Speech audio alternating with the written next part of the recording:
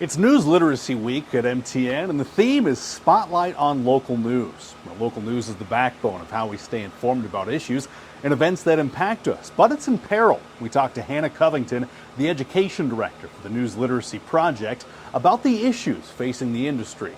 There's really a crisis moment in local news. Huge decline in the number of newspapers, a huge increase in the number of news deserts. So that's an area where people have little to no access to a local news source, and that's a big problem. In the last 20 years, over 2,000 newspapers have closed, and many others are a shell of themselves. For example, the Great Falls Tribune had dozens of reporters and one of the widest circulations in the state. Now it's down to 2 reporters and just announced the transition to postal delivery. Local television stations aren't immune either, facing challenges while adapting to the changing media landscape. We talk a lot about the transition to online, the transition to digital. People just have so many choices of where they're getting their information from.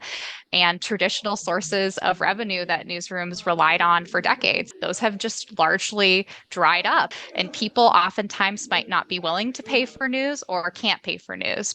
And a lot of newsrooms are now being owned, for example, by, private equity firms that have made deep and devastating cuts to the newsroom. So beats are going uncovered and meetings are going unattended and abuses of power are going unchecked. So what are some solutions? There's a push from organizations to find avenues to invest in local news, whether it's the private sector or through legislation. The business model needs to change, and the challenge is convincing people it's worth changing.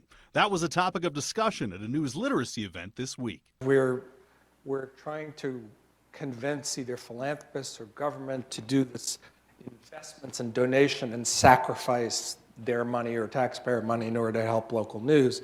And the point is actually it would pay back many times over. That communities that don't have local news have worse bond ratings, meaning their municipal borrowing costs go up, which translates into higher taxes and more expensive, literally dollars and cents. There's no single solution, but a big part of it, what we can do, everyday people can do, is become more news literate and recognize the role that local news plays in our communities.